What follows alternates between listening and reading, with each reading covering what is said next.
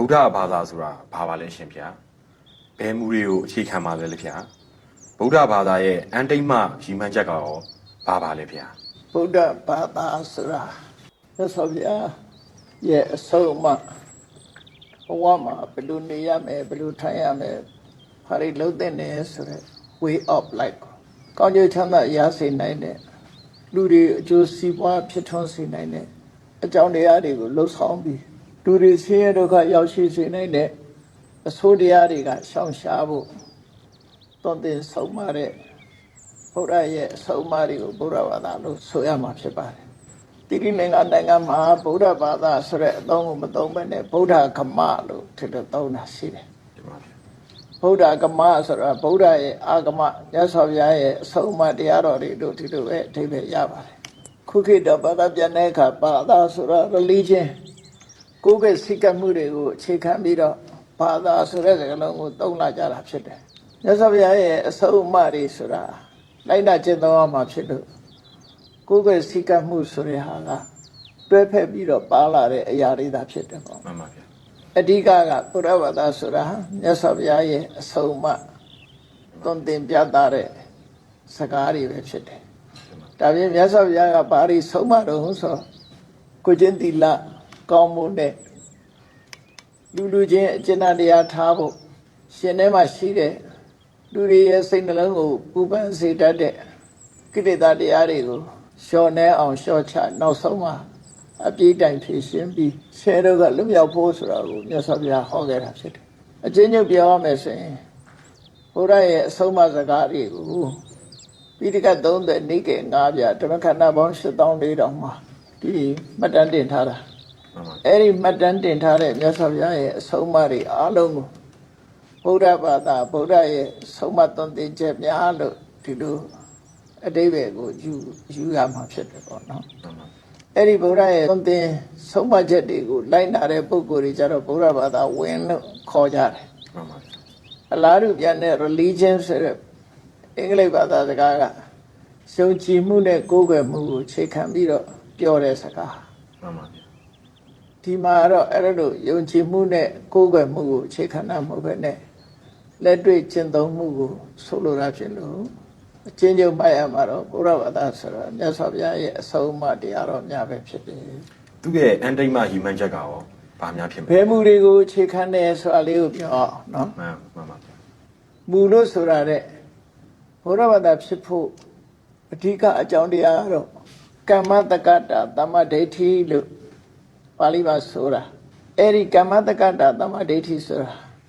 ကိုလှုပ်တာကိုနဲ့သက်ဆိုင်တယ်လို့ခံယူချက်ကိုအခြေခံတယ်မှန်ပါဗျာအမလို့အများနာလဲတာနဲ့ပြောရမယ်ဆိုရင်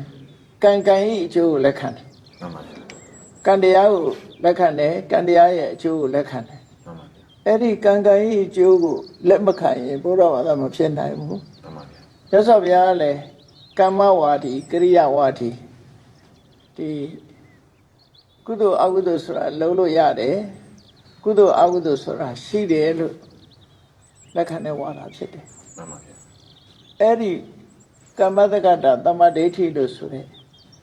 ကိုလှုပ်တာကိုရတယ်ဆိုတဲ့ကမ္မဝါဒကရိယာဝါဒကိုအခြေခံတာပဲဖြစ်တယ်ပေါ့မှန်ပါဗျာအဲ့ဒါကိုအခြေခံပြီးတော့မြတ်စွာဘုရားချင်းစင်တွေကိုသတ်မှတ်ထားတယ်သီလသမာဓိပညာဆိုအဓိကကိုကျင့်တရားကောင်းမှုကနံပါတ်1မှန်ပါဗျာကိုကျင့်တရားကောင်းပြီးတဲ့အခါစိတ်ဓာတ်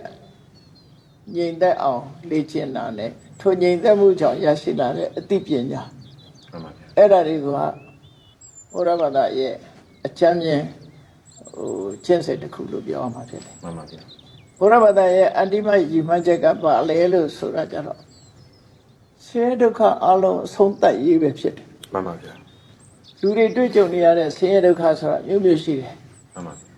အလုံးမရှောင်လွှဲနိုင်တဲ့ဆင်းရဲဒုက္ခကတော့ဘာလို့ဆိုရင်ဒုက္ခရလာပြီးရင်တဖြည်းဖြည်းအိုမင်းလာခြင်းနောက်ဆုံးမှာသိဆုံးရခြင်းဆိုတာဒါအကြီးမားဆုံးဆင်းရဲဒုက္ခလို့ပြောမှာပဲဖြစ်တယ်မှန်ပါဗျာဒီကြားထဲမှာဆုံးရှုံးနေတာမှုတွေကြုံရလို့တောကဖြစ်ရတာတို့ငိုရတာတို့ခန္ဓာကိုယ်မှာနာကျင်ကြိုက်ခဲတဲ့ဒုက္ခတွေကာယကဒုက္ခတွေခံစားရတာတို့ စိတ်မချမ်းမသာဖြစ်တဲ့ဆင်းရဲဒုက္ခတွေခံစားရတာတို့စိတ်ပင်ပန်းမှုတွေခံစားရတာတို့ဆိုရယ်ရင်ထဲကအပူတွေအဲ့ဒီဒုက္ခတွေလုံးဝအဆုံးသတ်ဖို့ဆိုတာဘုရားဗလာရဲ့အတ္တိမဤမှန်ချက်ပဲဖြစ်တယ် တင်ပါဗျာ နောက်တစ်ခုကအတိတ်ကိုပုံချသောဝါဒဟုတ်ပါသလားဆိုတာလေနော် တင်ပါဗျာ အတိတ်ကိုပုံချတဲ့ဝါဒလုံးဝမဟုတ်ဘူး တင်ပါဗျာ မြတ်စွာဘုရားကအတိတ်အကြောင်းတရားကိုလည်းလက်ခံတယ်ပစ္စုပန်အကြောင်းတရားကိုလည်းလက်ခံတယ် တင်ပါဗျာ အတိတ်ကြီးတတ်တတ်ပုံချတဲ့ဝါဒကိုပုပ္ပိကတဟေတုဝါဒလို့ခေါ်တယ်အဲ့ဒီဝါဒကဘုရားလက်မခံတဲ့ဝါဒပဲ တင်ပါဗျာ အရာရာဟာအတိတ်ကလောက်ခဲ့လို့ဆိုတဲ့ဟာမျိုးလုံးဝလက်မခံဘူး တင်ပါဗျာ ပစ္စုပန်လောလောလတ်လတ်ဖြစ်ပေါ်နေတဲ့အကြောင်းတရားကိုလည်းထည့်သွင်းစဉ်းစားတယ် တင်ပါဗျာ အဲ့တော့အတိတ်ကအကြောင်းတရားပဲဖြစ်စီပစ္စုပန်အကြောင်းတရားပဲဖြစ်စီအဲ့ဒီသက်ဆိုင်ရာအကြောင်းတရားတွေကိုလက်ခံယုံကြည်ပြီးအတိမတ်ပြုတဲ့ဝါဒသာလင်ဘုရားဝါဒဖြစ်တယ်